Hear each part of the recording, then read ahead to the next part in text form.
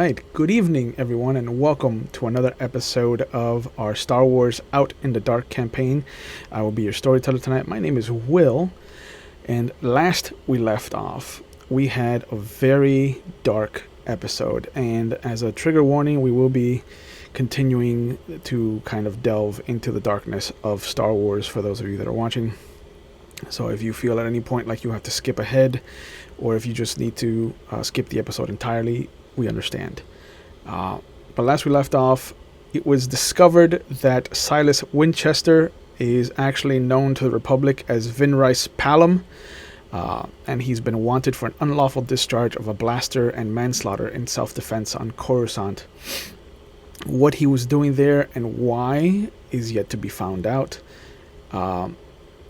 We also discovered that Agent Nira Hayes is playing the group against themselves, having interrogated Flid in a very psychological manner, and then using that same psychological technique against Dr. Silas Shakti. Dolvin Greaves, who is better known as Marcuun, has aided in getting Vinrice out of the situation they were in, and a prison escape has since started to flare up in as this group has come together, with only Eedee being the one kind of stray figure out in the wilderness. And this is where we're going to pick up back up with our crew. Oh, you are way too close to the camera, bro. But I appreciate. No, he knows because he moved back. Yeah. I have awareness. They taught me that in acting school. Oh yeah. Yeah. Is that when you learned about the second circle?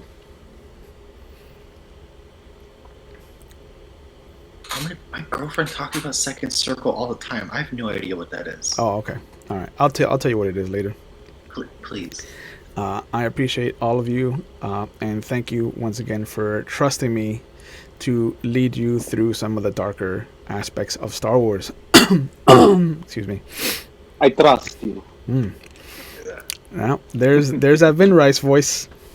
No, where's my voice, Silas? He's in there somewhere. He's in there somewhere. We get that Silas voice. Can we get that Silas voice one time? I almost did Ben's voice again.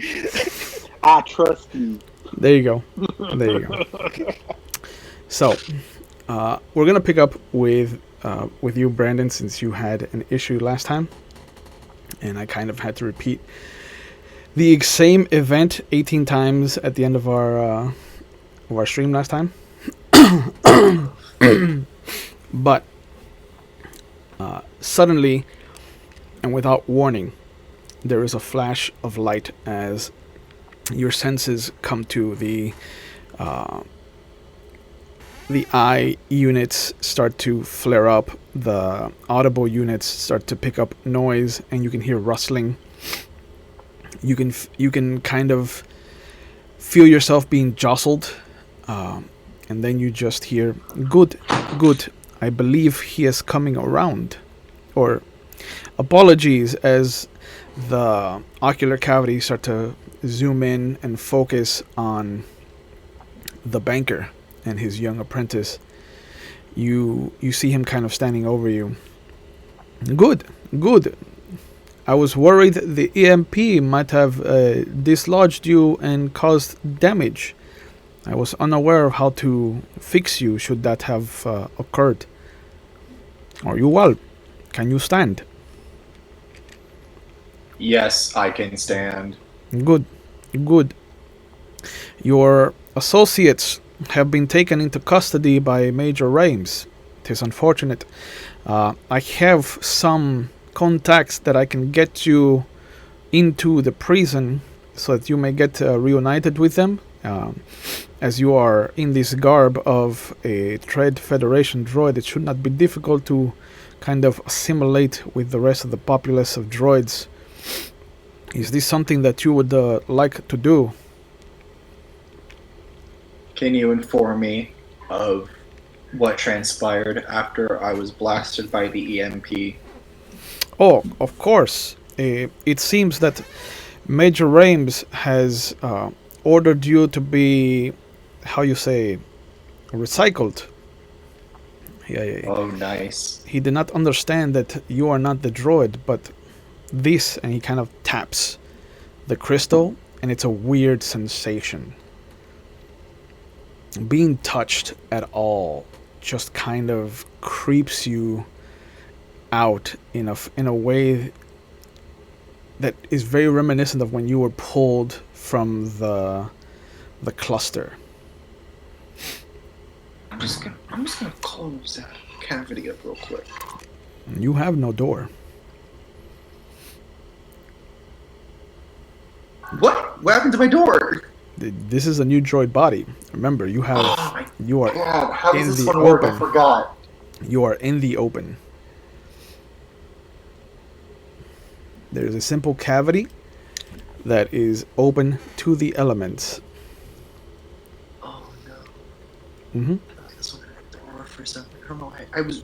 Hold on, wait. I was running around all last episode without a door. Yeah. I feel naked. Yeah. What's this? Just Okay. crystal in the wind, You had bro. all your goods out all over the place, bro. Your goods were just flowing all over the place. I'm gonna go for what I thought was a door and go. Oh, would it be possible to cover this for safety? Oh, I mean, I have no ability to do so right now, but it can be made a noted of.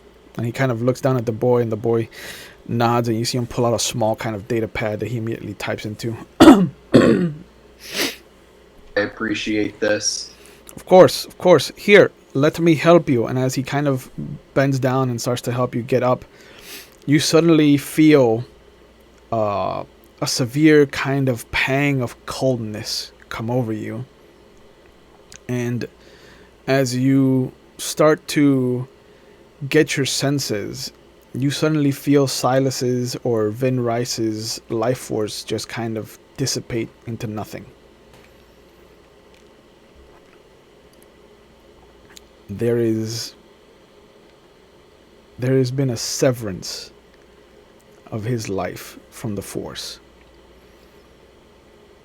And almost an instant later, you sense this massive kind of slither of this ephemeral tentacle of just darkness lash out from beneath you, what seems like about 100 meters, and then forward about another 70.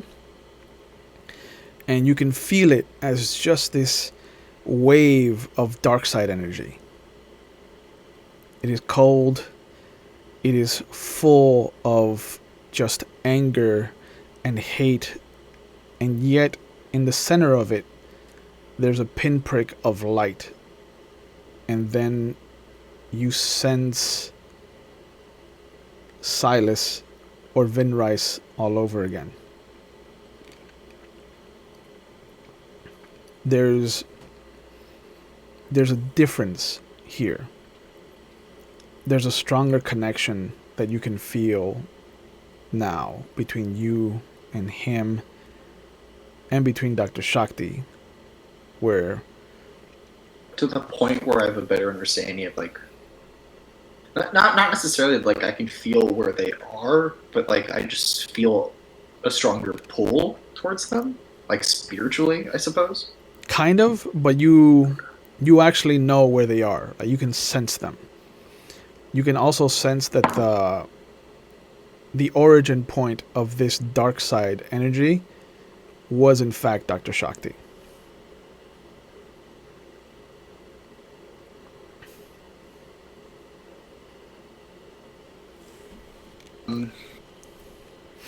How they're what? They're below me, They're or below. does it feel like they're on like another like disc area? They're in a different disk area, but that is below you somewhere.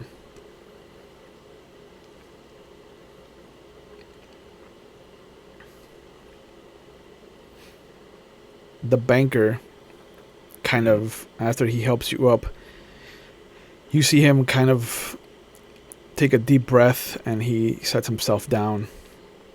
He says, "Oh, Are you all right? you are heavier than I imagined. Please." Well, I am a droid Yes. for the most part. Please. You go ahead. I have agents that will help you get down into the prison in which they are being held. Be warned, there will be several of Major Rames's soldiers inside. My final question to you is, before I blacked out, I recall hearing a announcement in regards to Major Rames. How was this taken? It has been dismissed as an attack by a hacker.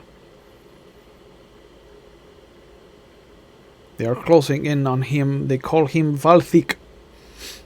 He is called the Unleaded Eye.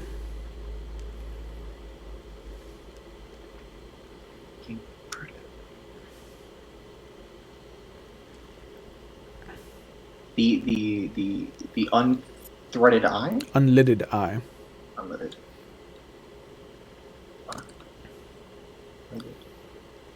Lidded, not litted. Lidded eye. Yep.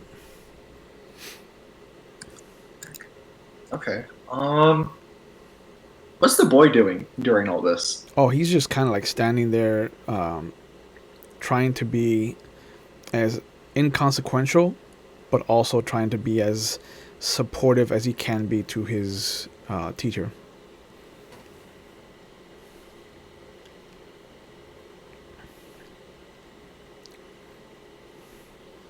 Pardon me. Your name is Sheev, correct? You see him nod at you. Are you familiar with Bespin at all? Shakes his head no. That is a shame. All right. May the force be with the both of you. I will be making my way to a prison, I suppose. The banker nods, and he's like, "My agents, you will see them clearly as they salute you with closed fists to their chests." Your agents, would they be willing to assist me throughout all my endeavors, or will they have prerogatives of their own? If they are asked, they know to help you. This is appreciated. You have done a great service to the Republic today. He nods, and he's like, "My clan understands where, how you say, our bread is buttered." That is not a saying I am familiar with, but I understand what it means. Thank you. Excellent. It is not of my time. Yes, of course. And you see him start to get up. He's like, "I am starting to regain my strength, but please go ahead. I will try to make arrangements for you to get off world as soon as possible." Thank you. And you see him kind of being led by the boy away. I'm gonna follow that pole, I guess, and see if, like, are there any, are there signs that are like, hey, this way to underground security prison? Yeah. You can use the force skills that you have to kind of lead you in that direction. Okay. And as you start going over there, we are gonna take a moment and explore the darkness that excuse me, as Vinrice kind of falls, taking these two blaster shots center of mass. There's a darkness that comes over him. It's cold, there's regret, and there's just this image of a little girl, barely maybe 4 or 5 years old, and just this push of air and the repulsor lift engines that you remember the heat of as the robed monsters that came to your house as a child and took her from your family start to replay themselves in your mind. And then there's a moment where your regret is met in kind with someone else's regret. There's a homogeneous kind of pull towards each other. It's dark. It's not familial like yours is. And as the two of you kind of start to see where one ends and the other begins, there's a harsh transition, and there's this beautiful forestral kind of green and blue planet. And you can see this young woman who has the same kind of appearance that your mother had before the dark times. She's happy. She is playing with some kind of red furred animal, like a weasel with orange kind of stripes along its body and just this black tip tail. And you can see that there is a Twi'lek male, blue skin with what appear to be scratches of purple that line his body and his leku. And there's a shift suddenly as they're in a cave now. The creature is coiled up in her lap. It is asleep, and in front of her, pieces of metal and wood and bone float intrinsically around her and into this pattern that you remember seeing as a child. And then you see at its heart is a crystal. And as everything comes together, her hand comes up slowly, and as the fingers coil around this shaft, there is a green blade of energy that emits out from it. And you recognize this as her having constructed her lightsaber. She's older now again, as you see her standing over the mound of some freshly moved earth. The Twi'lek master is still there. Older now. There are laugh lines that have kind of lightninged out of the corners of his eyes. He looks frailer now. He's missing an arm. Something has happened. She looks weathered, but stoic. What you imagine your mother might have looked like if the darkness had not kind of overtaken your farm. And then we shift to a similar scene from you having walked around Bespin. It's kind of reminiscent of you. There's an older look. There's a beard, which is unlike you. And it is splotched with green and blue. There's a myriad of colored clouds like a sky ocean outside of his window as he's walking towards an office. He is in a Republic uniform. And there's a sense of pride to him. He's happy.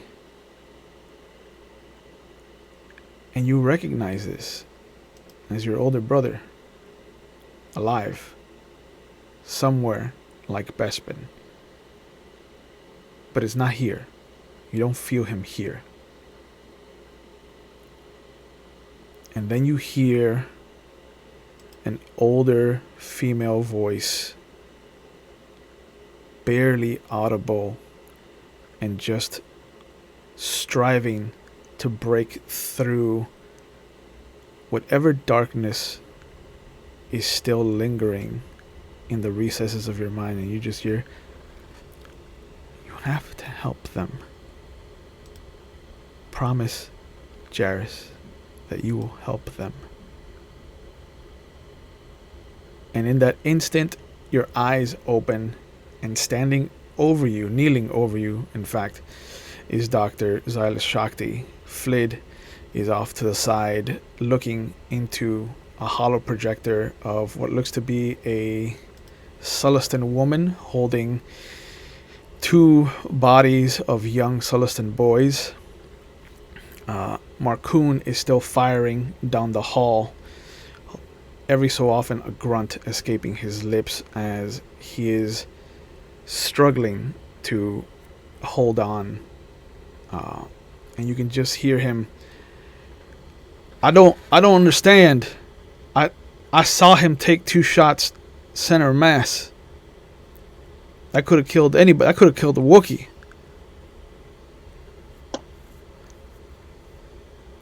I I kind of sit up. And am I disoriented? There isn't a disorientation in the effect. There is the need to vomit. And you can feel like there's a dryness in your mouth.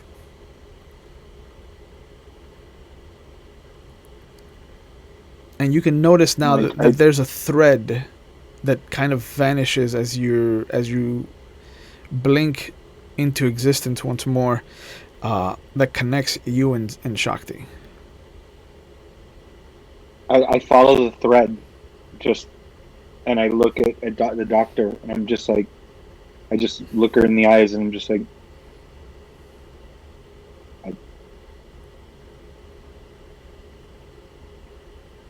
I don't know what you did, but I'm forever in your debt. It's no debt. It's what a friend would do. We gotta figure shit out, though, because this is not a good time. Like, we're not in a good place right now. I hear the gunfire, and I'm just like, yes. Like as you go to get up, you do feel that the rifle is still in your right hand. Oh, my blaster, or the rifles that I gave Flid and the doctor? Whatever you were using. Yeah, I was using my blaster. Okay. I had brought those I had brought the 2 rifles, one for Flid and one for the doctor. Yeah. It's still in your hand. Okay. I'm like, well, I guess some things never change. Some things never change. And I stand up. And I look at Marcuun, and I'm just like, I may have knocked out a Wookiee, but it's apparently can't take down the gunslinger. And I pop my head out, and I aim, and I take a shot. Sure enough, roll your blaster skill, please.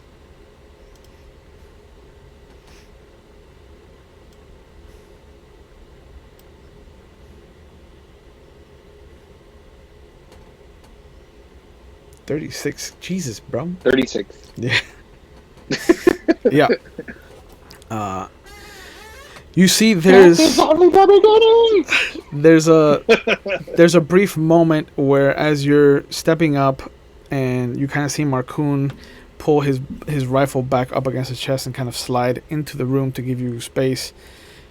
You don't know how, but you know exactly where the 2 troopers are down the hall.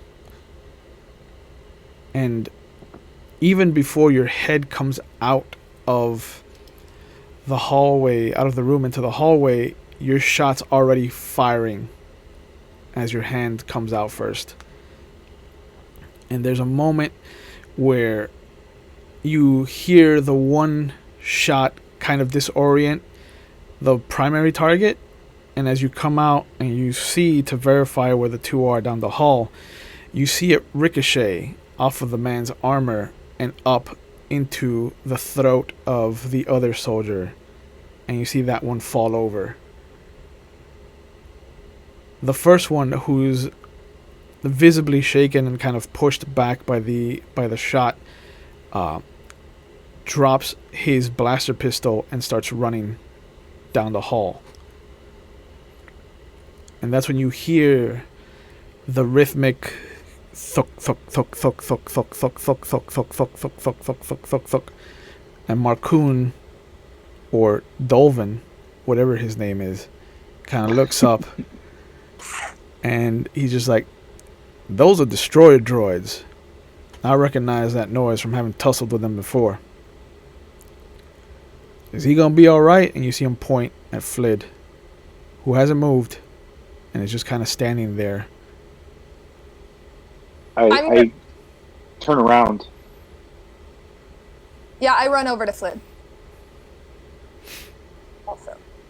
And, like, do a check. Is he okay? Is he breathing? What's going on? How are you, Flid? On my knees. On my knees, just looking at the monitor. Oh, God. Just pointing up slowly, like.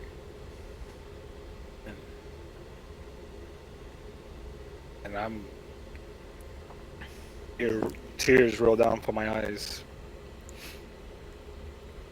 Marcuun quietly just like, I put my hand on his "We can go to my ship. It's on the lower levels.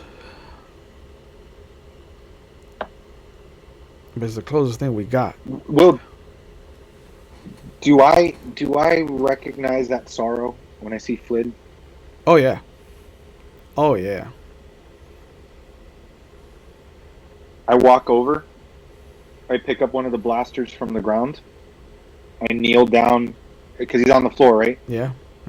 I kneel down next to him and I look at Flid right in the eyes and I go, "Use it." And I put the blaster in his chest. The time for mourning will come.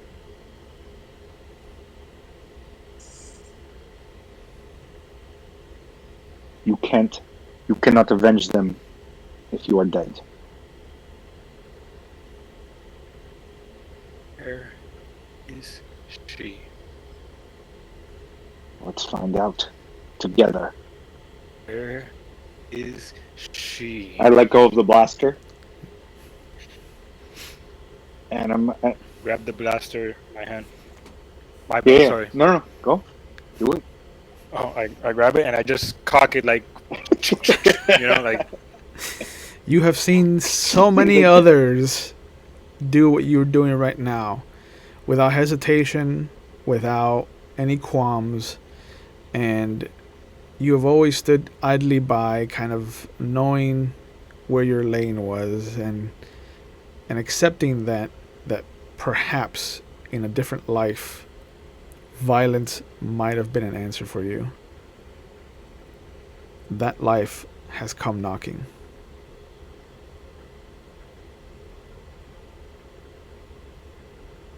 And Will, you said this room had our gear, was it? Or did we have our gear somewhere? You still had your gear. Their gear Okay. is in this room, yeah. Okay. The important gear is in this room because it's the data pad. It's Flid's data pad and some of the rations or snacks that they had gotten. So I hold up the other blaster, and I take out a knife and I show him to the doctor. I'm like, I don't know what your poison is, but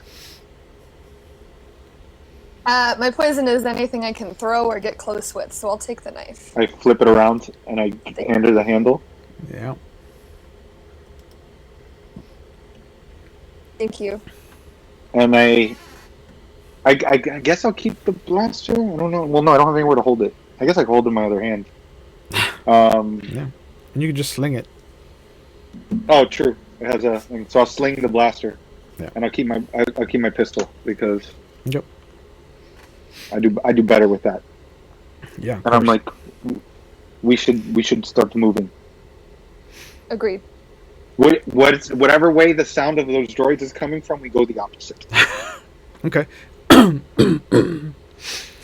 There's a moment where you're kind of running down the halls. Everything looks uniform and similar, except when you get to one door that isn't a solid kind of steel door. It's bars, and you can see that there's a simple chair in the center with kind of straps that have been left there, and you can just hear something moving in the room. You can just hear someone under their breath just kind of like complaining about being hungry, being thirsty. And as you guys kind of rush past the door, you'll see a human hand kind of lunge out, and just this voice, "You have to help me. You have to help me. I don't know how long I've been here." I'll stop. You just hear him, It. "Big ears, you have to help." "I know you. You were here. I know you. I've seen you." Is it the person who was eating Flid? Yeah, it sure is. And that's who it is. I vote no. That you were trying to eat my friend. I say we keep going. Look at him, and I'm like, where is she? I don't know. I can help. If you open the door, I can help. Where is she? I don't know, Big Ears. I just walk away. I shrug and I go, "Next time, don't try to eat people that you want to help you later." And I just start walking away. You just hear him yell out after you as you guys are walking away, just, "You owe me! No one deserves this! Please! Please!" And as you turn a corner, you see what looks to be 3 battle droids standing there armed. One of them looks to be different than the rest. It looks almost like the one in charge, but it's the one that stopped you and Marcuun from leaving.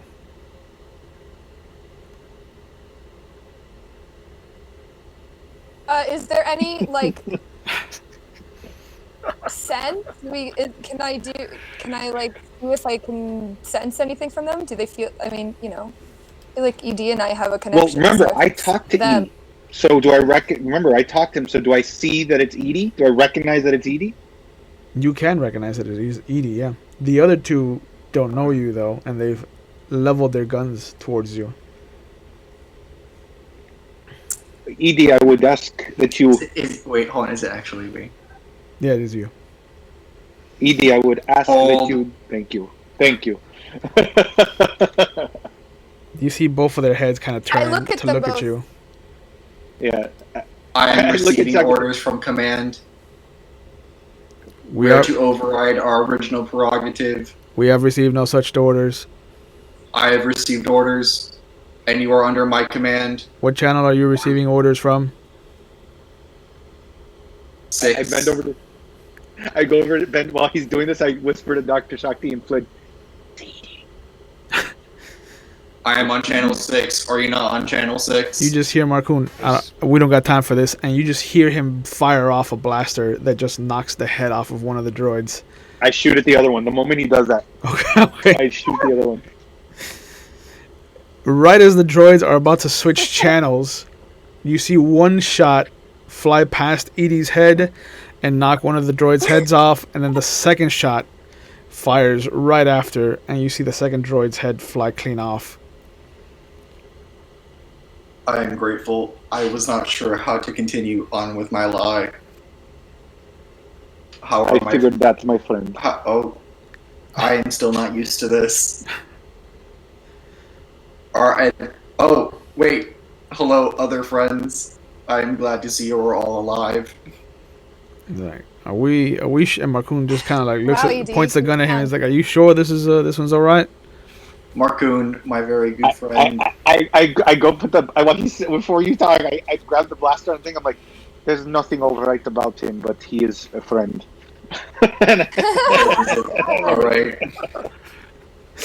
I'm sad to hear that the Major is still alive. I wish we can remedy that. Yeah, Marcuun. Keep walking. Marcuun is like, we need to get to my ship. It ain't safe here anymore. We need to take down the Major. We ain't taking him down with this, and he kind of looks down at his bleeding wound. He has a bleeding wound? Yeah, I have some supplies on the ship. They're old. They haven't Can I been. use accelerate healing? Do you have accelerate another's healing? Yes, I do. No. It's control and alter. Yeah. Look at this guy. What's up? What's up? It also does take a while to activate. Whoa. Oh, I didn't know that. So. This is why we ask questions. Correct. Let me go to the power. Is there anything that I can do very quickly first aid to like stop him bleeding and maybe give him a little more time? If you found some Or would that first, take a while as well? if you found some first aid stuff, maybe you could hit him with like some spray skin. No, just some spray flesh to kind of close up the wound. But that would require you kind of like looking around. I actually have somewhat of a plan if we can hold out in a singular room for a small moment. It requires me tapping into the database. Yeah, it's at least 1 minute of time. That's a lot. So. But it is an option. Yeah. He's like, I know where my ship is.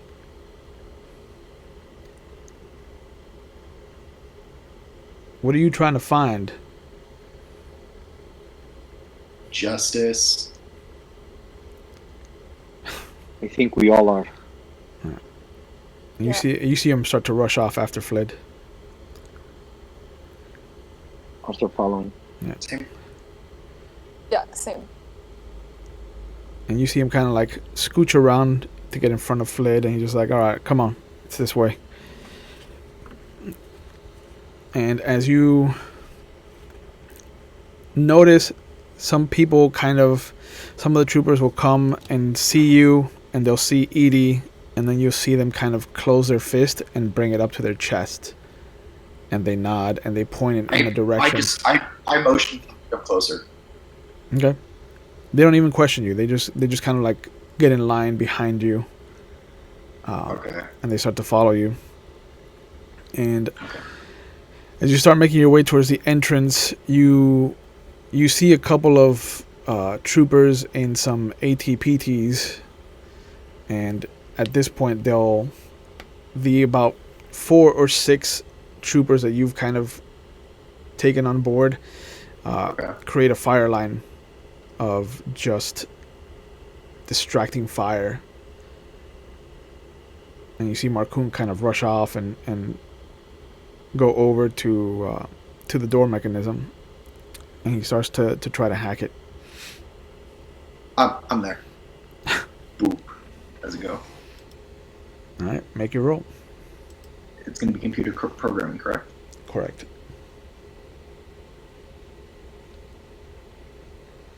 Oh no. No. So 26, but you rolled a 1 on the wall die.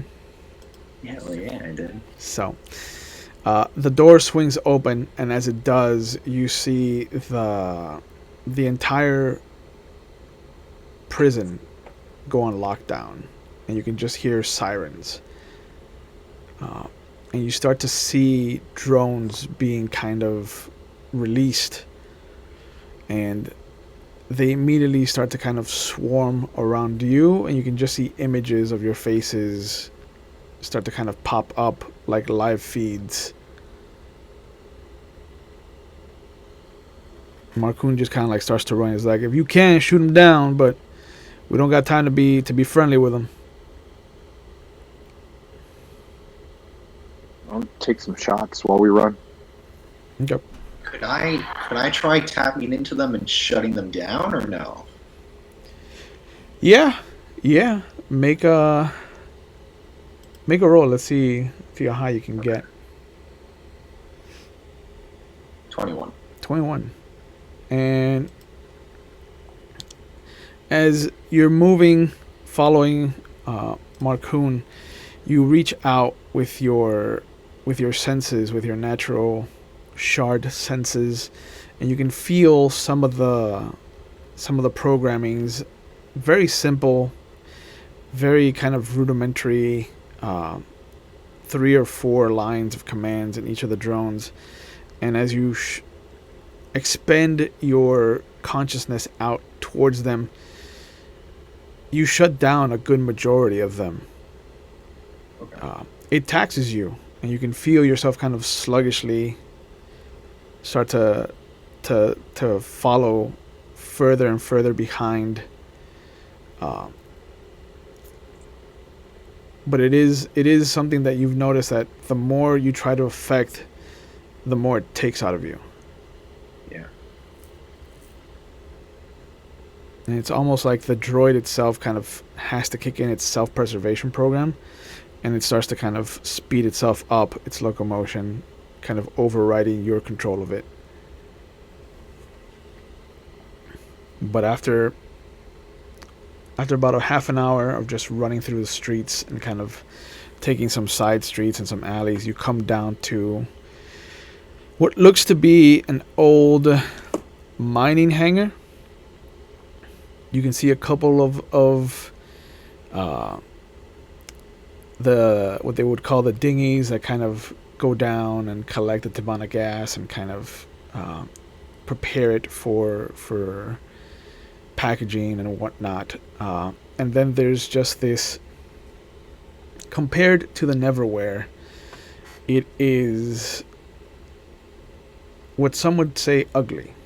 It's kind of a block of cheese. There's nothing elegant about it. It's a dark gray with just red and yellow markings to denote the name of the ship, and it is, of course, in an Arabesh, just kind of like a simple title along the bottom of the cockpit glass. Which one of you would like to name the ship?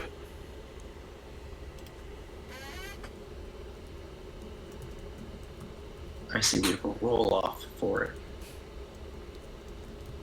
Easy flyer. Okay. The sinking No. siren. So you approach the Easy Flyer. And Marcuun kind of looks over at you to open it up. And as you use the identification cylinder, it takes a moment as you can hear what must be a decade or more old computer coming to life. It's been years since it's seen any action, and it starts, and you can just hear it churning, kind of turning everything on that it's supposed to, life support, shields, the little bit of weaponry it has. And as the cockpit light comes on, you see a ramp descend, and he starts to kind of crawl up into it. And he's like, it ain't much, I know, but, you know, it gets you from where you're going and where you've been. It'll be good to just kind of sit for a moment. And you see him make his way over to the cockpit. As the rest of you are kind of filing in, getting to see the inside of this ship, you see a dormant astromech droid kind of come to life, and as it as it kind of senses Marcuun, it powers up, and you see a small kind of little widget shoot out and scan Marcuun. And as it does, he beeps out a kind of astromech greeting. Eedee can recognize that there's sarcasm in the droid's voice. Oh yeah, he's sarcastic. I Yeah. love this guy already. Yeah. You just to you, like, they hear the beeping of an astromech droid coming to life, and just like boop boop boop beep boop. And whereas you hear it's like, oh, good, more living things to deal with.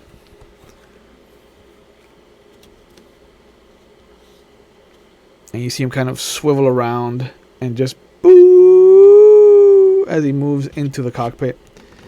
And to you, you just hear, "This is great." Oh, I love this guy already. What is your name, my friend? There's no response as he just keeps going into the cockpit, following Marcuun. But you do hear Marcuun kind of look back at you. He's like, "That's R4. He's ornery. I'd watch what you say to him." We called him Radio, because that's pretty much all we had him do. But he's a good little droid, and you just hear boop whoop. To you, you translate it as, "You damn right I am."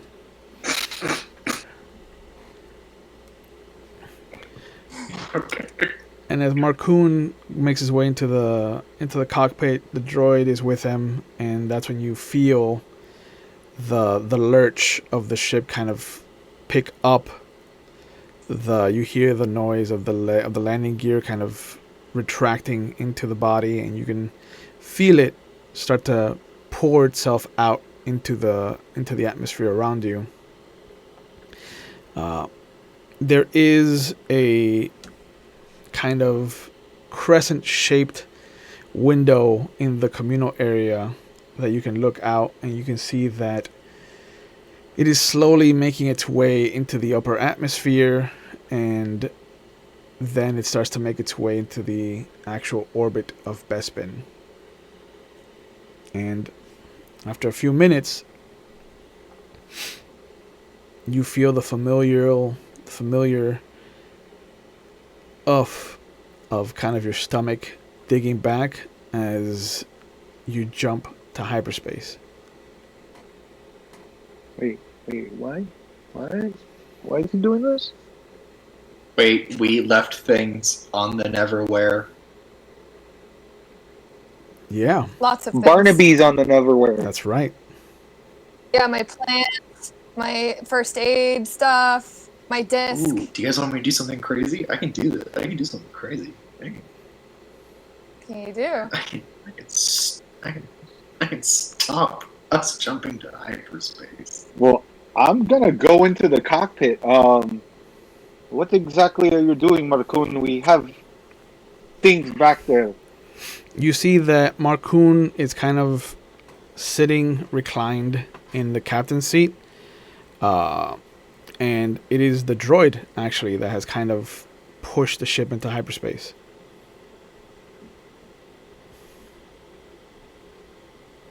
Okay. Little droid person, why are you doing this? You see it spins around and it disengages its communication rod with the ship. And then it shows you a holo projector of Marcuun. It's a younger Marcuun. And you see that he projects it so that excuse me, he's sitting on the co-pilot seat, but clearly it was filmed from the pilot seat. And you just hear the message, "Hi, Jix. If you're seeing this, then I must be dead. And you see him scratch his head, and he kind of laughs at the idea. He's just like, I can only hope that it wasn't some half-cocked plan that led me to meet my maker, and I hope you're doing well, my friend. I programmed radio here with a contingency. I'm giving you back your ship. If I'm dead, I won't need it anymore, you know? And you see him shift uncomfortably in his seat. I want you to know that I took care of it. I mean, I made you a promise, and I'm delivering on that. And you were more than a brother to me than my actual brother, and I owe you more than I can ever repay. And I hope you have a big old party to remember me by, Jix. All right, well. Marcuun, it's younger Marcuun that we see there? Yeah. But Marcuun is not dead. And he continues, all right, well, I hope you have a good life. And then you see him kind of lean in like he's about to shut off the recording. And he's just like, I think I'm going to take you up on your suggestion, by the way. I think I am going to settle down on Bespin. And you see him salute the camera. And then his hand slides over it and the holo projector ends. I walk over to Marcuun. Okay. I grab him. He slumps. Oh, he died. He died. No! I take over the droid. No! Is there anything I can do? I'm not using the dark side on him. That's not in my... He's going to have an army of necromongers behind you. Yeah. Can I do like a first aid or sense or some kind of role? Like, is there anything that I can do? You kind of start to panic, and you go rushing off to see if there's any first aid stuff, and there isn't. What would be the first aid, like the medic bay, has actually been cleaned out. Oh my gosh.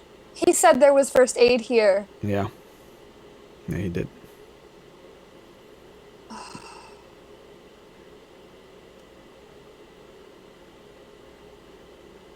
I don't know. I tell them I can't do anything without first aid. I take my hat off. Okay. And I just kind of do a... Yeah. The droid just gives you a very sad... I turn around and I show him that I have the ID chip. He scans it, And then he scans your face. Boop, boop. Which translates to hello, Captain.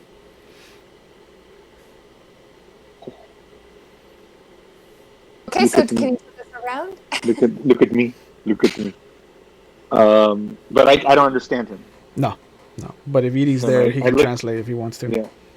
Like, Eedee, can you tell me what the beeps and boops were? I just rolled computer programming to take over radio. Oh.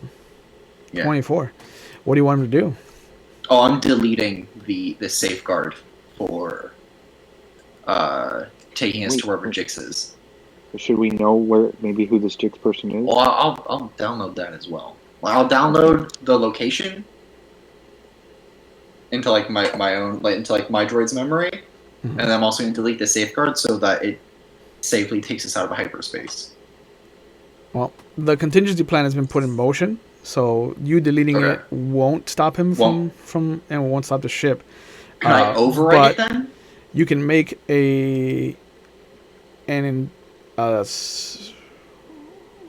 planetary systems roll to see if you know where you're going. Okay. Because it is data, it's just coordinates. 10.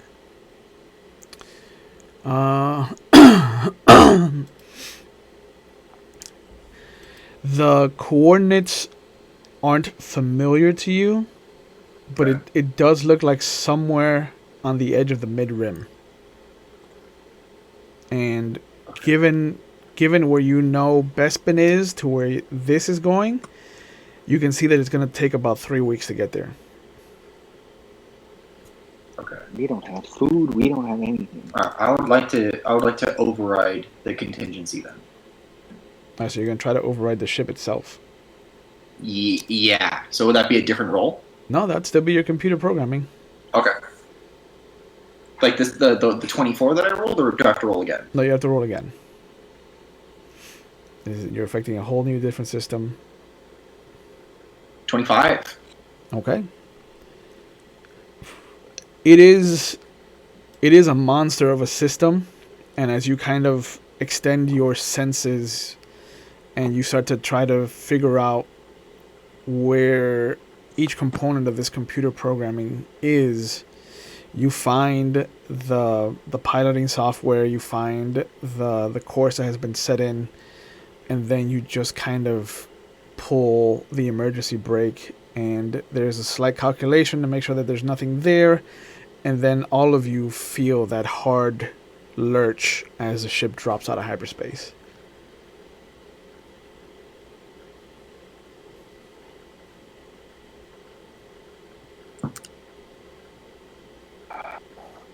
I'm gonna grab Marcuun. Okay. And I'm gonna kind of put him somewhere respectfully, maybe like where his bed was, or something like, just put him somewhere for now. Okay. Until we can give him a proper. Yeah. The captain's quarters is right next to the cockpit. The other quarters are kind of down the hall and out by where the communal area is. But there's the captain's quarters, and there's 4 other, like, single occupancy rooms. From what you saw of just a small kind of tour that you took. The lower level is all cargo, and kind of like the actual engines, the shield generators, the weapons banks. I'll put him in one of those, since there's 3 of us, there's 4 of us, and there's the 4 rooms plus the captain's quarters. I'll put him in one of those, just other rooms. Okay. And then I'll come back. I can translate for radio if you wish. Well, before that, obviously, there's some things I need to talk to y'all about. Oh, I did not enjoy that whatsoever. Please pick one. I guess I guess the more natural one that comes to me, since it's the most recent, is Silas. But I figured I can at least give you some truth. Are you talking funny?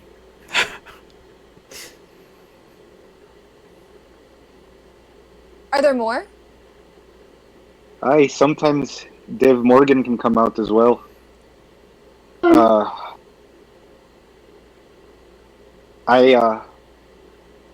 try to do a lot of good, but a lot of times them folks don't take too kindly to somebody stepping on those no good Republic toes. They don't tend to do the job well.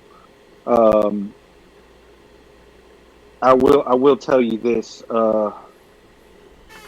Vin Rise, that whole situation was dealing with a gangster on Coruscant who was taking advantage of some poor folks in that area. And I tried the diplomatic route, and that didn't work. I tried my route. It worked just fine. But the Republic doesn't take too kindly to being shown that they're incompetent. That's why the price was on. That's why the warrant was on my head, and it was discharge in self-defense. But I've done some things. I got some names, because I can't do what I need to do if I've got people following one person. I need to be able to blend in.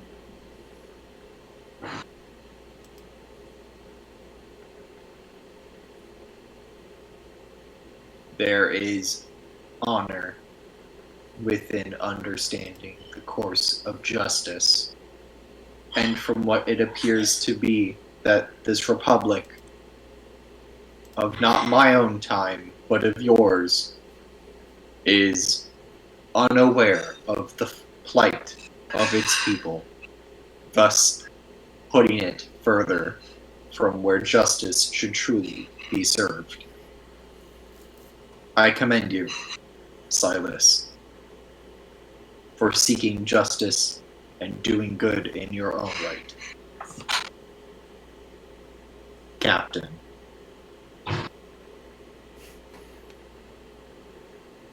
Uh,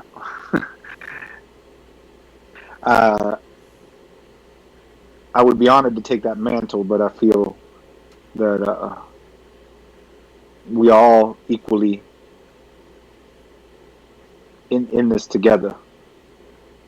I know that sometimes it's important to have one person with kind of a final say and all that, but I feel like each and every one of you, I'm indebted, especially to others. And I look right at Dr. Shakti. I also look at the doctor.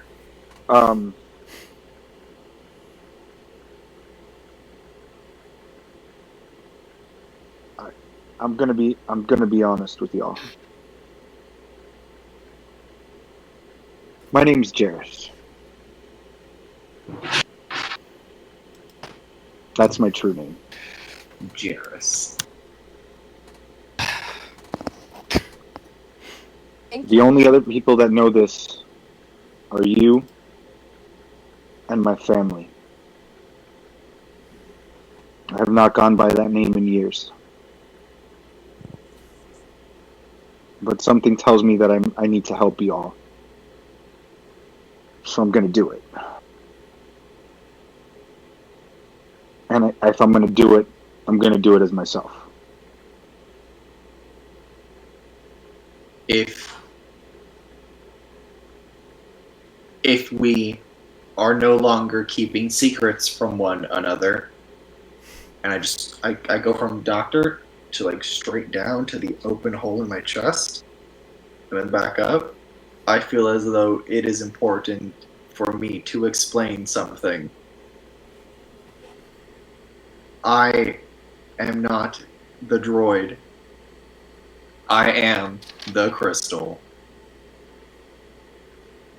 I come from a planet in the outer rim. I am slipping into my other voice. Hold on. Roger. Find the key Way phrase. Way to kill it, Brandon. Way to kill it. It's hard, I'm sorry. Roger. It is hard for me. I come from a planet in the outer rim where my kind is the crystalline structure that makes up the landscape.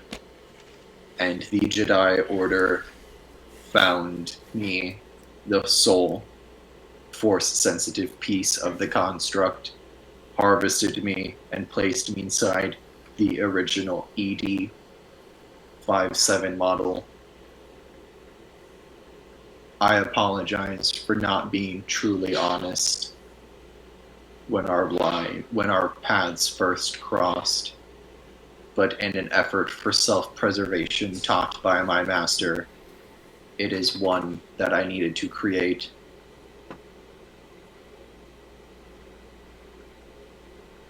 I understand that. I thank the three of you for keeping me safe when I was unable to help. But I am also indebted to the three of you for that. You have my assistance from here on out, not as a Jedi, but as your friend, Eedee.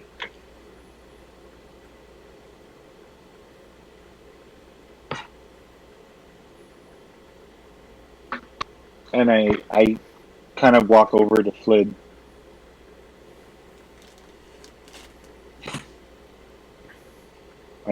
I know the loss that you've been through.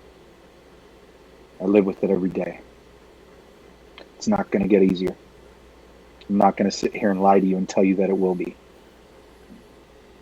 But we're going to do everything in our can to bring... I'm going to promise you that I will do everything that I can to bring you closure. Or some kind of whatever is close to it. You will have your revenge. Reach out. Pretty tall, so I reach out. Pretty tall. I reach out to your shoulder. I'm like, I don't care. Your name is Silas, Jairus, whatever other name. Just want whoever injustice my boys. I want her dead.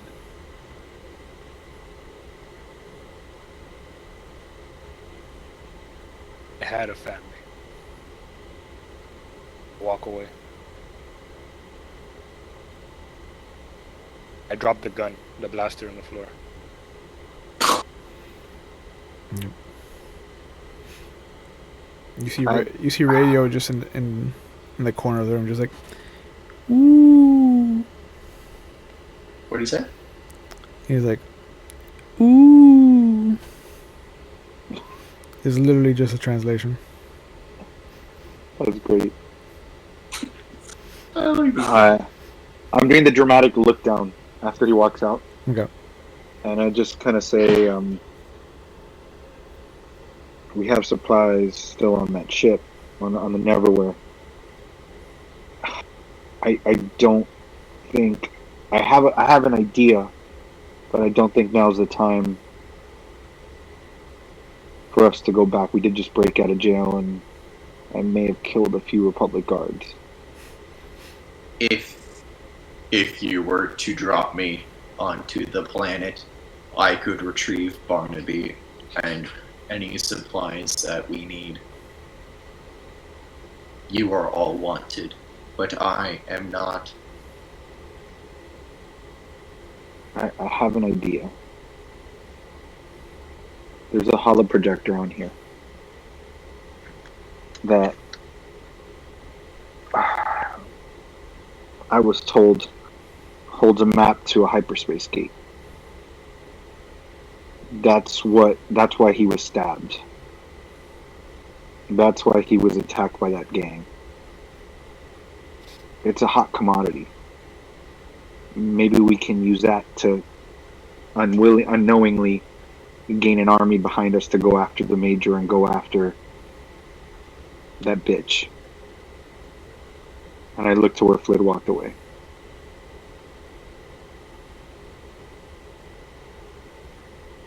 I'm thinking we advertise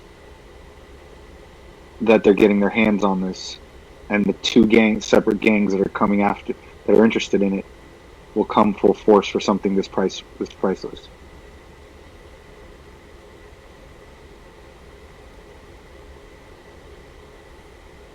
Like a contest? Like a setup? No. Like we have prize? No contest. Like we convince them? We just tell them, we just indirectly let them know that there's a meeting in which the Republic is getting this item from a unknown third party. If I looking from a criminal perspective, something that they're willing to kill people in the street and stab people in the street for, they'll bring their full force, come after this. Right now, our eyes on the Republic, and taking down the Major. I look at Eedee when I say that, and taking down. I never got her name, and taking down the ones responsible for killing Flid's family. I wouldn't necessarily mind taking out a few of one of the gang leader Mao's henchmen, because they made a lot of folks' life to live in hell on the planet. Not saying it's a good idea. I'm just saying it's an idea. Just throwing it out there. And I look to the astromech and I just say, Eedee the astromech can understand me. I just can't understand him. Yep. He told me about this hollow projector that's on the ship. Do you know where that is? Whoop whoop. I look at Eedee. He said, "You bet." Roger. He said, "You bet." Would you mind bringing that out, please? Boo. Nope. I hold up the ID. Do you mean Again. no, you will not get it, or no, you do not mind? You see him spin in place and go back into the cockpit.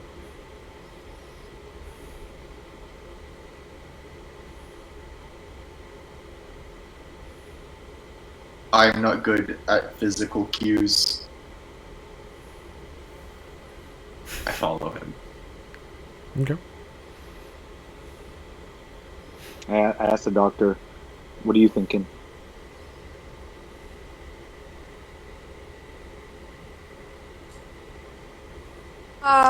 Well, our end goal, we need to get our stuff back. That's an immediate goal. We want to get revenge. That's an end goal. We want to get rid of Rames and the person responsible for killing Flint's family.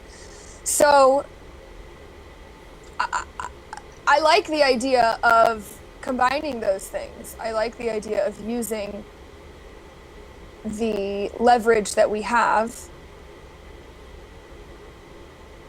which is the hollow projector. Is that what it's called?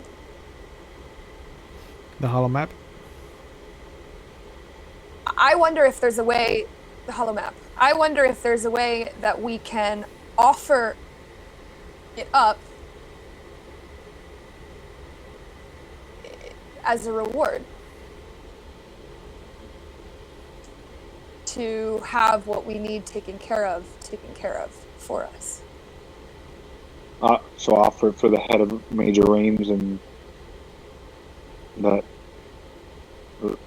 person responsible.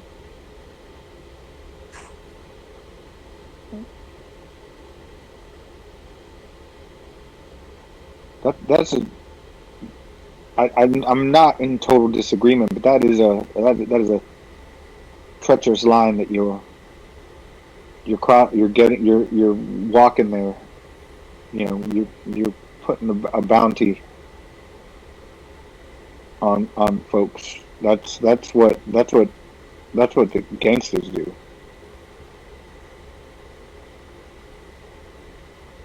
I'm not unfamiliar with walking lines, Jairus. As am I, Doctor. As am I. It's worth a shot. We just have to find this thing first. That's true. And what my one concern is, if we do find it, Marcuun did everything in his power to keep it away from these people. So my concern is, if they do get it, what kind of ramifications would that have? That's true. Should we see if Flid wants to go back home? Yeah. We should definitely see how he's doing. No, I'll start walking to Flid's quarters. Okay. Oh. Yeah. I'll go too. What have you been doing this whole time, Flid? As they walk in to find you.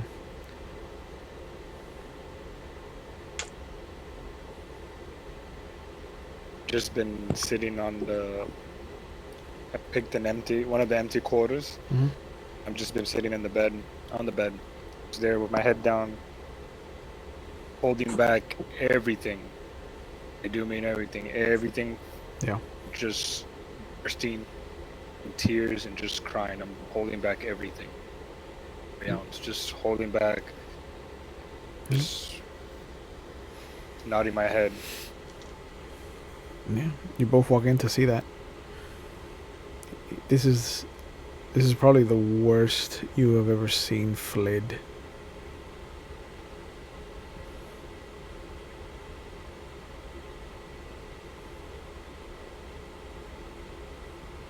look up. I'm gonna go sit next to him and put my hand on his shoulder. Okay. I'm gonna lean against the door and just like cross my arms.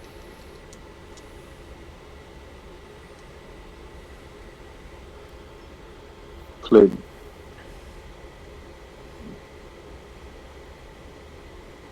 Do you want? It's just accepted. It's just accepted into the academy. Become a pilot. Boy, I was gonna be a pilot.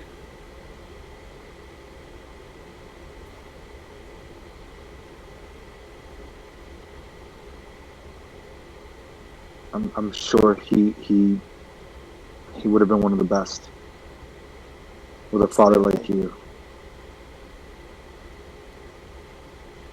Do you need us to go?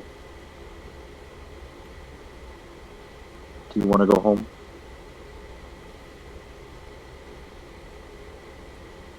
That's all I've been wanting to. Just to go home. Ever since I joined you guys, oh, I've been wanting to do just go home. I can't go home. I look up and around. I'm like, we have a ship, Flid. We can do whatever we want.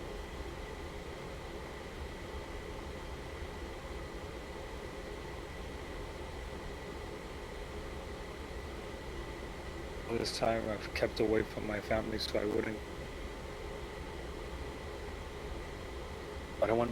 wouldn't bring them any trouble.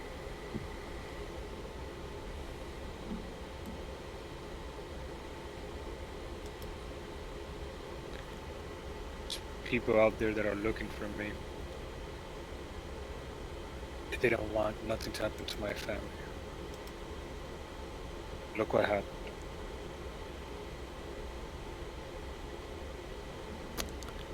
Flid, make a perception check for me.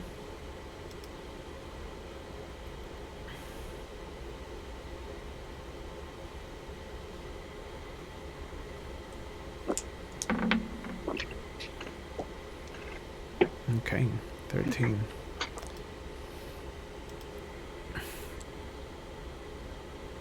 You feel reassured by their presence, their suggestions,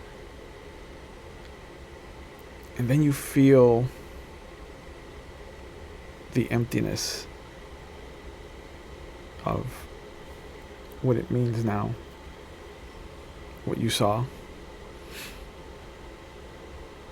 And there's a whirlpool inside of you. And as he's talking to you guys, Dr. Shakti, you are suddenly bombarded by the images of what he imagined his son to have looked like in his pilot's uniform. What he might have named his Z95 headhunter. You can see all of the hopes and aspirations. You can feel the dread of him thinking about going home and then turning away from that idea. You can see all of his memories of him pretending to have been talking to his family, and all the while he was just going over recordings that they had left for him on his data pad. And you can just feel that coldness that you awakened creep ever closer now into the pilot's seat. We have to help him. You understand this? No one deserves vengeance like he does.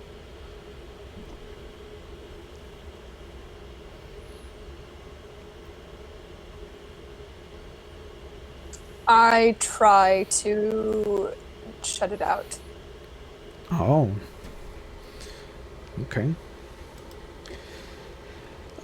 Let's have you roll your control at a -1 die, please, since you're actively trying to push the dark side away.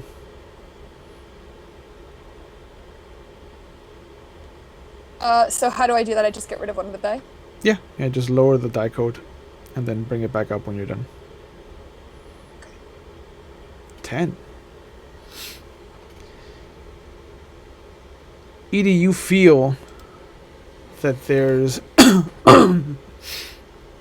a sudden spot of coldness that permeates from the rear of the ship where the rooms are, and then it's just as fast as it kind of flares up, it's gone.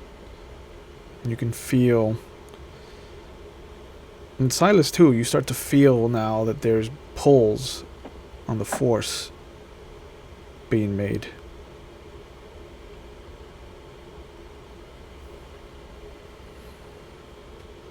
I would like to find the doctor. I mean, they're all in the same room. No, but like whenever, just whenever the doctor's alone, I'd like to speak to them. Okay. There's a brief moment where Silas feels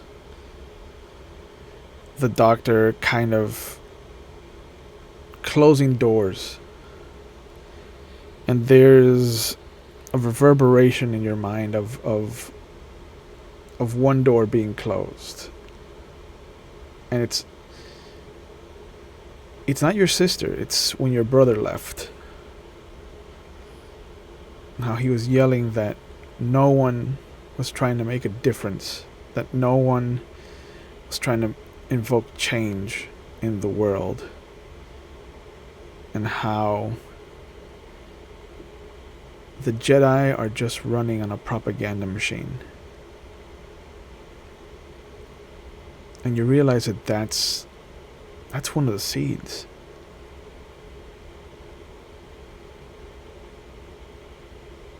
Has this campaign of yours truly been yours, or has it been somebody else's flag that you've been bearing?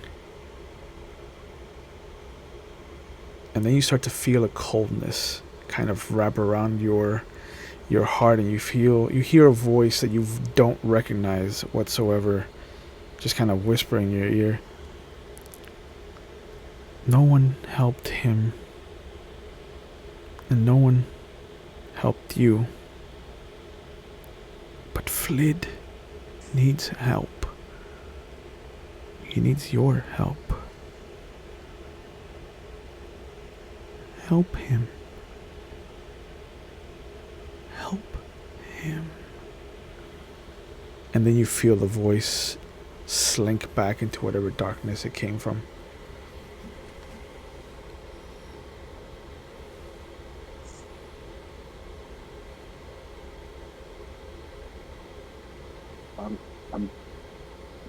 I just kind of like shake my head.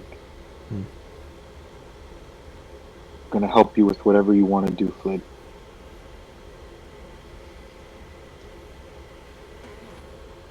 Look up. I want to go back to Bespin. I want to look her in the eye. You took a 1, 2. You took my heart. I want her out. Can't go home knowing that she's still out there, knowing what she took from you.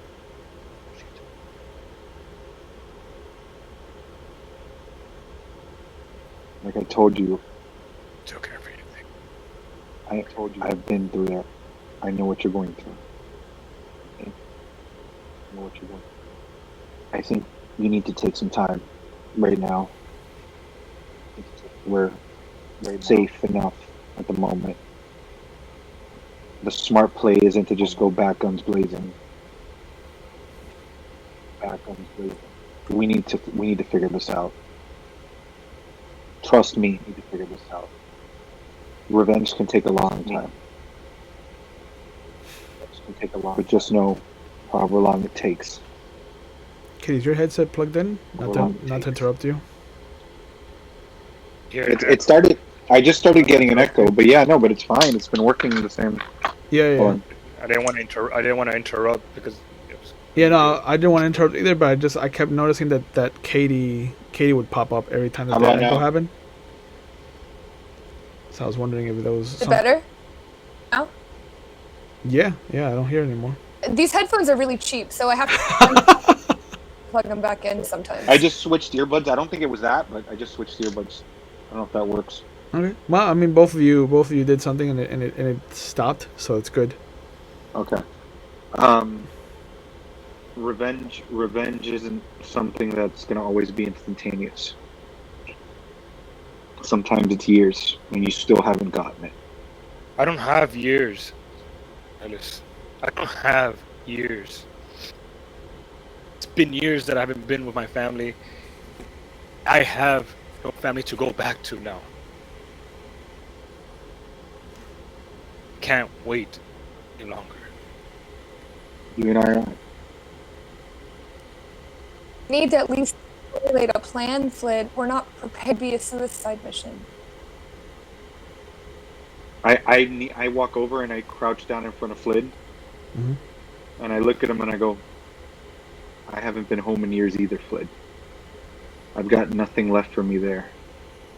They took her from me. They took both of them from me. I've been doing this for years now, and I still haven't gotten the satisfaction that I'm thinking I'm gonna get. But I'm not done yet, and I'm not gonna be done. I'm just telling you from somebody who's been living it. The feeling that you have right now, I've been living it for years. It's not, I told you, it's not going to get easier. But if you go in there, if we go back there the way that you want to right now, and you have every right to feel that way. Because I did. And I still do sometimes. But if you're dead, you're not getting revenge for them. While you're breathing, out of character, I don't know if they have breathing, but whatever. If you're not breathing, then their deaths will be in vain. And I put my hand on his knee. I'm just like, you and I are more alike than you know, or you think. And I get up and I just walk out and I stop at the door and I'm just like, I think he needs some time, doctor. Love you, Flid. And I walk out and I go to the captain's quarters. You see that Eedee is kind of standing there like a creep. When I turn around, if he's standing there, I just kind of do this, I just look at him, I just shake my head, I just kind of smirk, and I just do that tap on the shoulder, that double tap on the shoulder, and I keep walking. Okay. I'm also gonna come out and I'll see Eedee there and give him a nod. Doctor, can we Eedee? Can we speak in private, please? Yes. Oh, creep. Just gotta lighten The the way. mood. Gotta lighten the mood. I'll walk to the room, I guess. Okay. You want to walk into the room where Marcuun is lying down, or No. no? Okay, so an empty room. Yeah. Okay. That would have been perfect. You just go into the room, Yeah. camera pans out after the conversation, and you just see Marcu's body. That tracks with Eedee's sensibilities. Oh no. That would have been hysterical. Yeah. Need a little. Doctor. What did you do? Yes.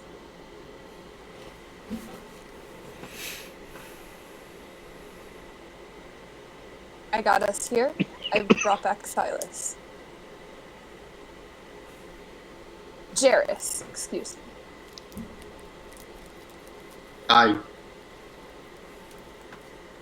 I don't think you fully understand the consequence that this action will have.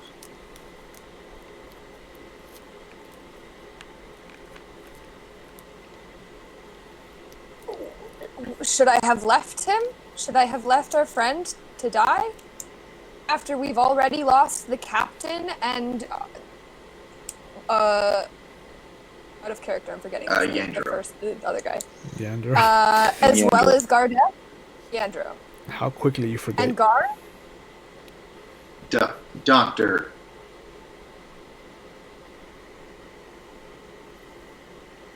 the pathway of the pathway of the Force is not linear, but more so on a spectrum. And while there is light, there is also dark. And the dark side of the Force has access to powers beyond many of our own beliefs. And what you have done pulls the tipping points of that spectrum towards heavier ideals. While please be aware that I am grateful for Jairus' continued life,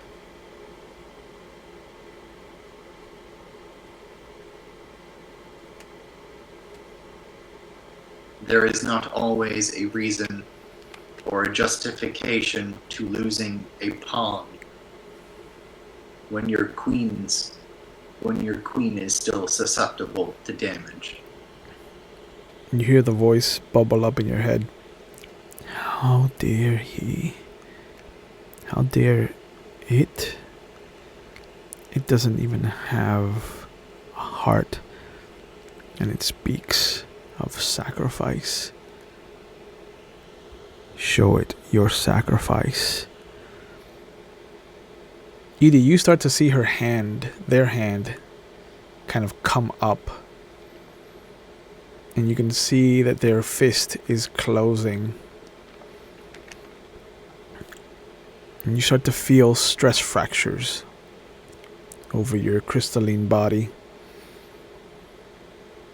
No, I try to fight it again. Okay. Let's have you make that control roll.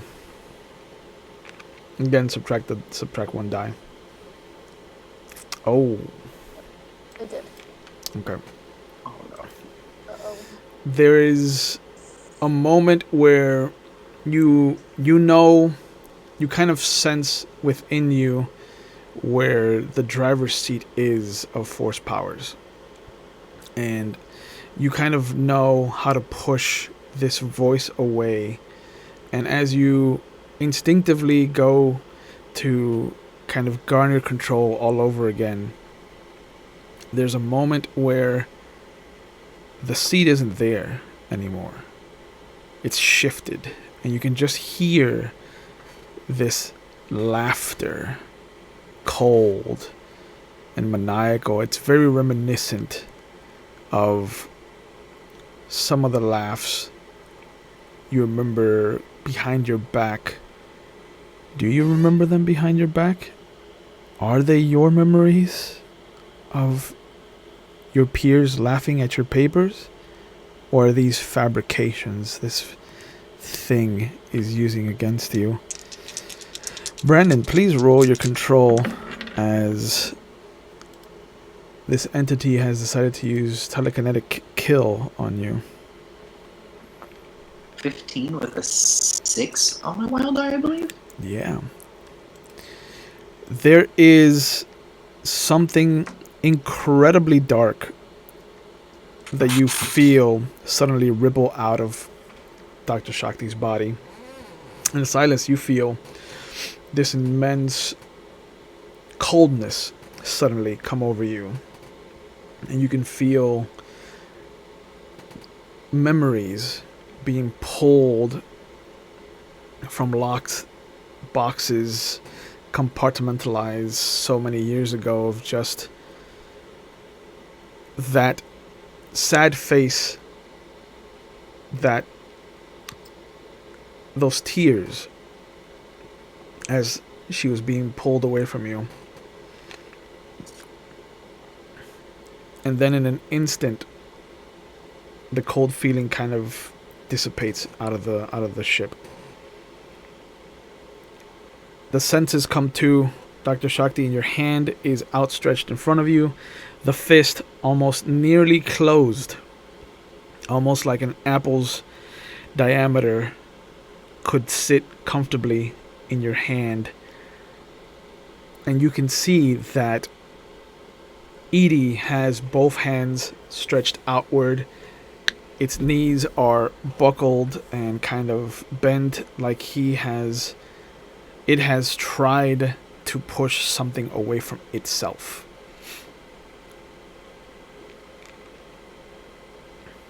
I drop my arm and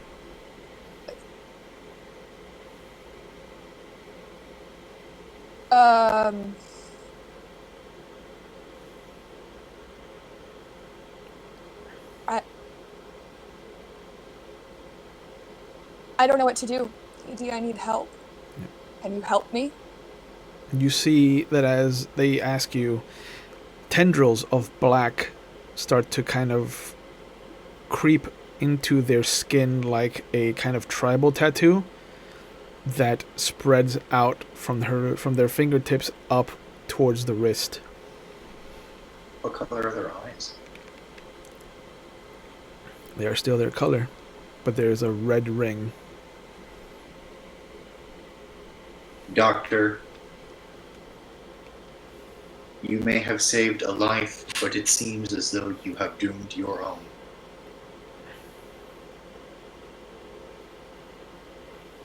As your friend, I will do all I can to help you fight this. But you have contracted a disease through the Force. I advise that were Jairus, Flid, or I to fall, do not try and resuscitate again. For your own betterment and for the safety of the Force. This is the way. I understand.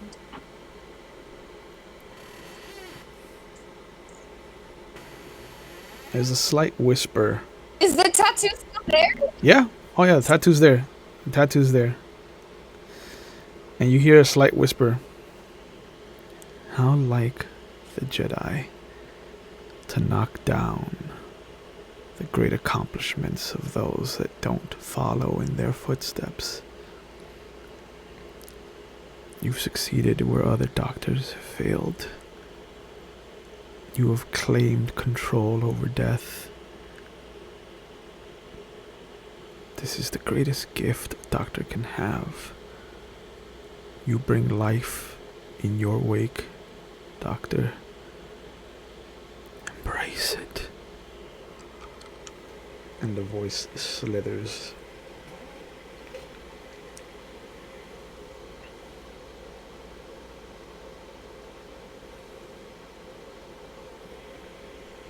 Where is the crew heading?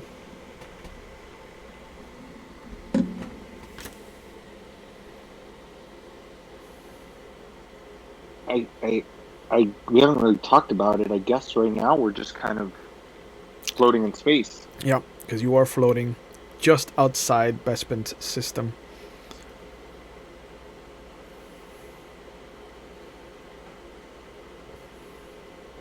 Do we have a plan to return to Bespin? Retrieve Barnaby, my lightsaber, and the doctor's supplies. We could always drop you off and then swing back around to get you.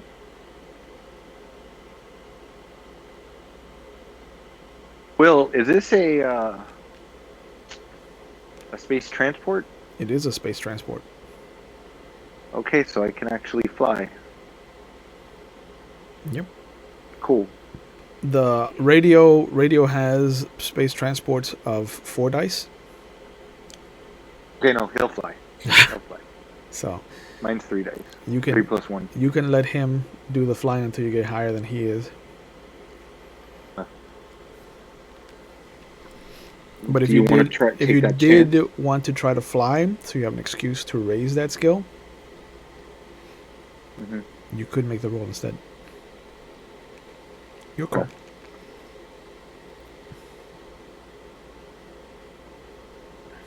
I can try to fly and see if it'll work. Yeah. I mean, you're not hyperspacing. You're just gonna manually Turn around. turn around. So it's gonna be. Ooh, nope. I blew up the ship. It's gonna be. It's not gonna be like something terrible that happens. Oh, you rolled the 1 on the wild die. Okay. So. Yeah. Yeah. It is an easy roll to just fly back to Bespin, especially if you're not hyperspacing. The 1 just means that you take a scenic route. So instead of getting there in the 4 hours that you would have taken, you get there in 8. Okay. So it has been a And then complete. we're gonna have to leave. What is our Yeah, it's been a which complete day is cycle. on there? So we're gonna have Eedee grab some food while he's in there too from our ship.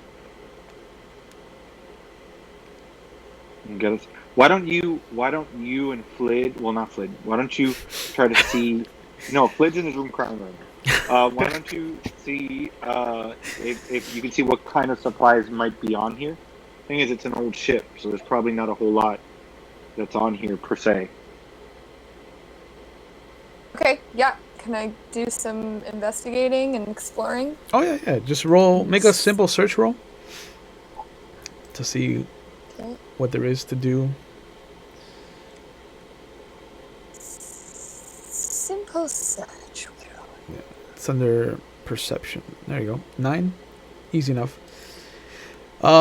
The excuse me. The medical supplies are all sold off, and you know that's because they are worth the most. Given there are rations that have been stored on the ship.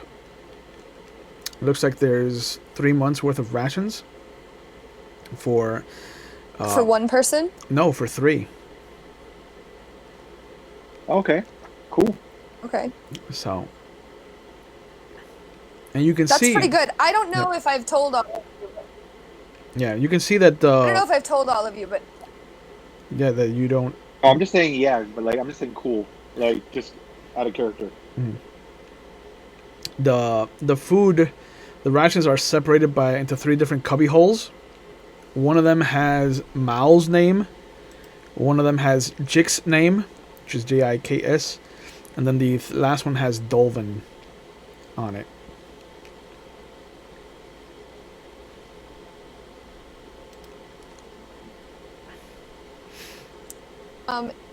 Eedee doesn't eat, right? You No. eat? Nope. Okay. So I don't know if all of you know or have noticed, but I don't need as much food as a typical human either. So I'm happy. I've noticed. I'm sure you have, Flid. I'm happy to share my portion Yeah. if need be. Flint has pages of notes trying to figure out why you won't eat. He's like a Cuban grandmother. Yep. Pero no I'm not come, Cuban. pero no come, no sé por qué. Oh, mira que flaca está. Yeah, Why yeah. you- Mira. Doesn't like my cooking. She doesn't. No. That's Shakti's second on the list after this Republic agent.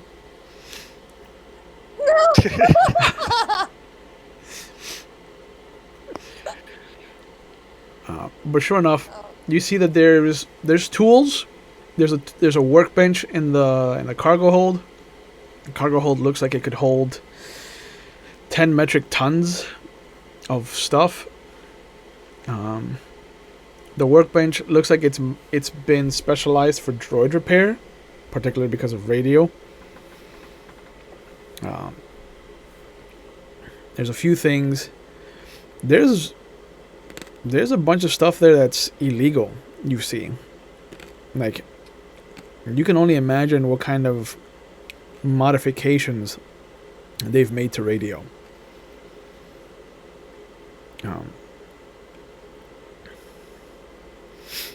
There's a quarters. There's no turret. The ship has a single double cannon that is facing front, but it also has a single proton torpedo tube. And out of the possible 12 that you can hold in the torpedo bay, there are 3.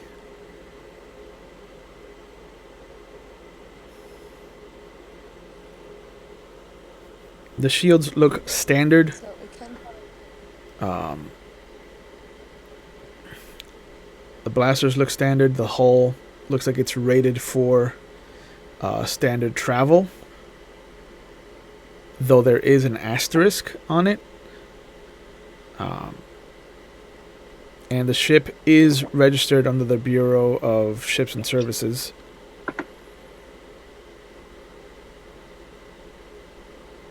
But you do see that it is registered to a Jix, no last name given or no first name given, and under race it says Gand.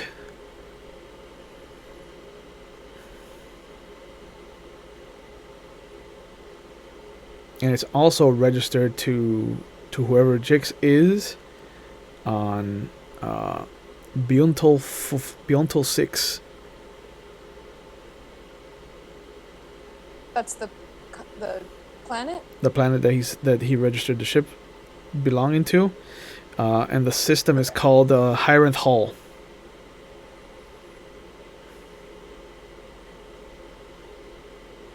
Hyranth Hall.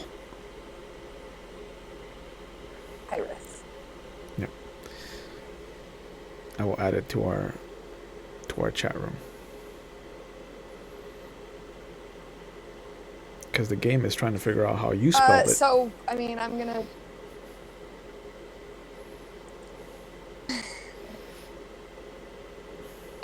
so I'll relay all of that I found to everyone who's in earshot.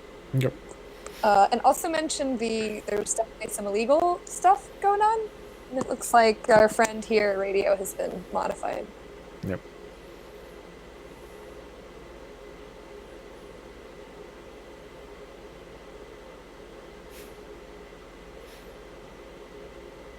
So, do we have a plan?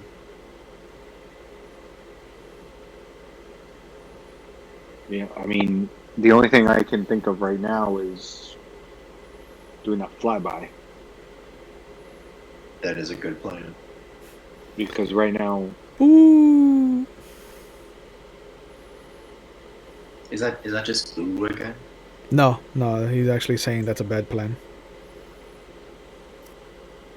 Radio thinks it's a bad plan. What would radio suggest?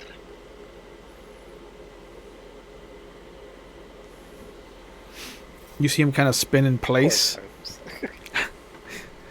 He spins in place, and then he's like, woo, woo, woo, and you just see one of his panels open, and a heavy blaster pistol kind of pops out. Oh! And then you kind of... That reminds me. I give Silas all of his weapons. He swings in a kind of 90-degree arc, left and right, and then he kind of props it back into himself, and then a little different side panel opens, and a little hand comes out with a thermal detonator. And you hear boo, ooh, ooh, which translates to, and if anything, there's always, bada boom. And then he that is threatening to go in guns blazing. and then if it not- slowly, very slowly, the thermal detonator kind of goes back towards its cubby hole. It slides back out. He kind of shakes it, and then he slowly puts it back into his cubby hole. So it seems like you're all for a guns blazing kind of assault. He spins in place, I like him. and there's a little panel that opens up in his top, and a knife comes out. And it just starts spinning like a helicopter blade. He's like a Swiss Army astromech. Yeah, sounds like your name should be Swiss Army Knife. Radio. Zach. Why? Radio, do you have more weapons on this ship? Not attached to the ship, but He puts the knife away, and he rolls over to one of the walls near the kitchen, and a different panel on one of his legs kind of opens up, and a mannequin hand of like a spear hand kind of pops out and hits the wall, and then it retracts slowly, and then it kind of goes back into his leg, and you see a false wall slide open and kind of fall towards him, and he wheels away, and there's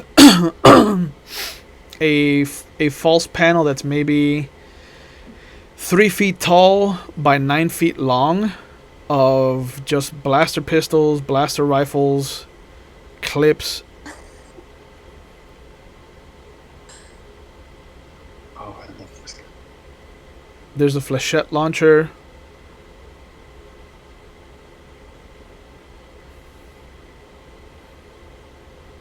And there's a grappling gun.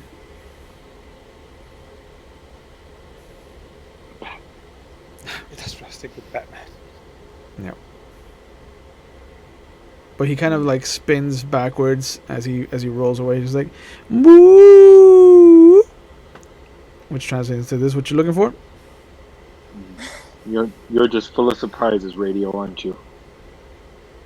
He kind of starts to shimmy back left and right on his 2 legs. Yeah. Yeah.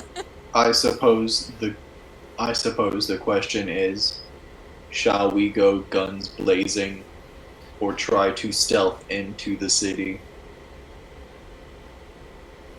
Why not both?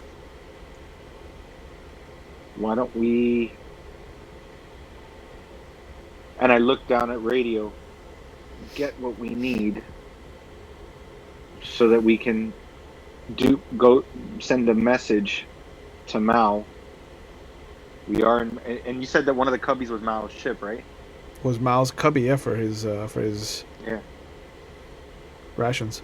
Let Mao know we found what they're looking for. But or that we have information that the item that they're looking for is going to fall into the Republic hands on Bespin. Let them make their appearance there, and we can use their backdrop as a distraction to either sneak in or, and I point to the wall, do what we need to do.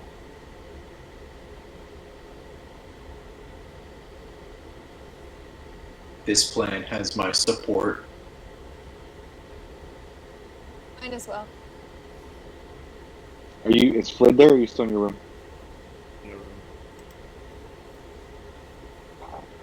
I don't like speaking for others, but I feel like Flid would have probably give us his backing on this as well. I do believe the last thing he wanted was to go right back, so I imagine you're correct there. No, Eedee. And I walk over to Eedee, Yes. and I just get right up to Eedee, even though I know he has no ear. But like if I'm talking to somebody in the ear, so like he's standing here, and my shoulders like where his collarbone would be, Yeah.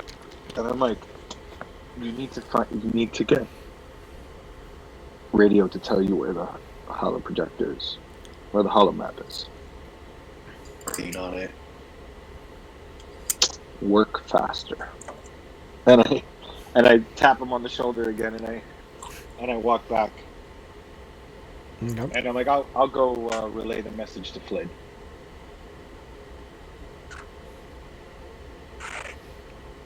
So you go back and you see that Flid has barely moved.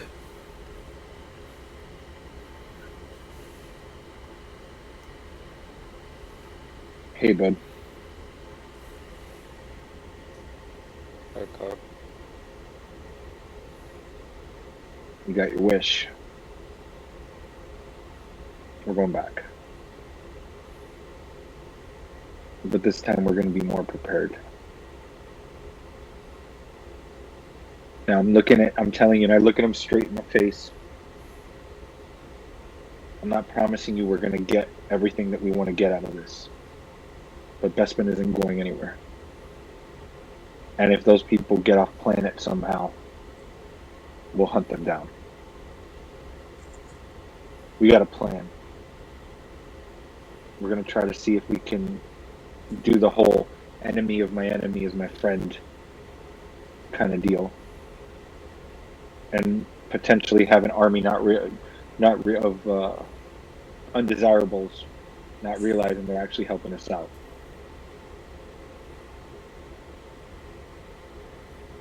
I just need to know that you're in. Well, I mean, count me in. You may want to go to the. Was this in the cockpit or was this in the mess where the secret room was? It's one of the hallways leading to the communal area from the kitchen. Okay, so I tell Flid, you may want to go take a look in that area, see if there's anything that tickles your fancy. Well, bit.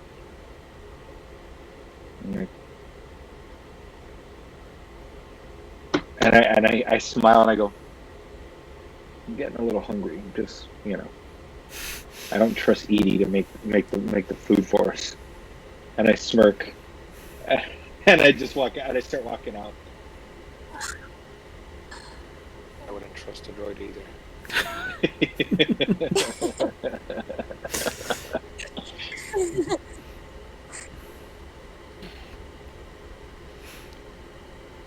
So what is Flid gonna do? He's had quite a day.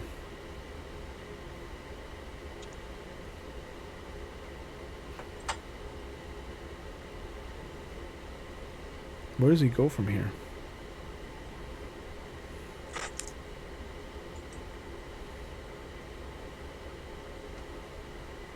Don't worry. Das. Zach. Papa's gonna do it right. Make sure he does right by you boys.